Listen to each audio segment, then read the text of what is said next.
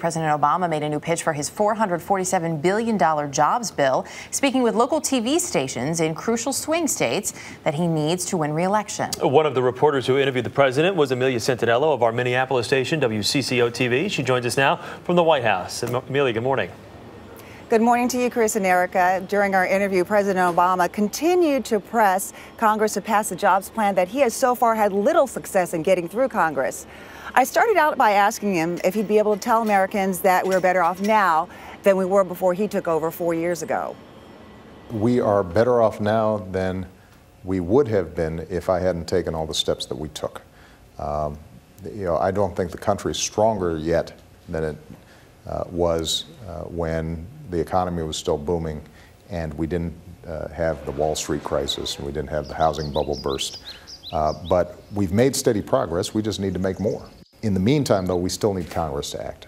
And that's why this Jobs Act that I put forward is so important. It incorporates ideas that traditionally have gotten Democratic and Republican support, rebuilding our roads and bridges and putting construction workers back to work, putting teachers back in the classroom. There have been a lot of layoffs at the local level.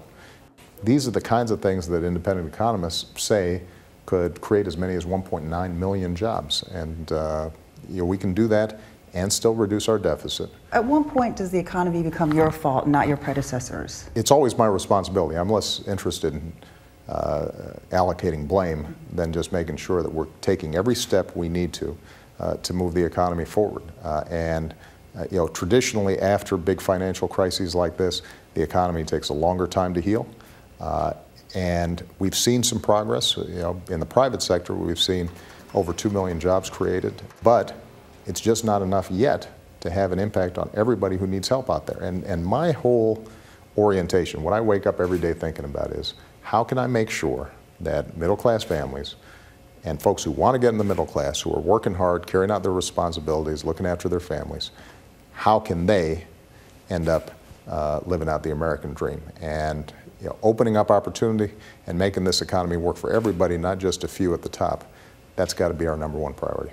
When you look back now, your 3 years, what do you see as your highlights or what you're most proudest of and maybe the lowlights? Well, I think the thing I'm proudest of is having stabilized the economy, even though it's not where it needs to be. Keep in mind, when I came into office, the economy had contracted by 9%, which is the most since the Great Depression. By 2010, the economy had grown by 4%, so that was a huge reversal. The problem is that it stabilized an unemployment rate that's way too high. So that's why we've got to keep pushing to make the investments for long-term growth, improving our schools, improving our basic research, improving our infrastructure. But right now, what we have to do is put people back to work. And the president also said much of his work is not done. He still wants to work on improving schools, research, and infrastructure. But clearly, jobs continue to be his #1 priority. Back to you, Chris and Erica. WCCO-TV's Amelia Santaniello at the White House for us this morning. Amelia, thank you.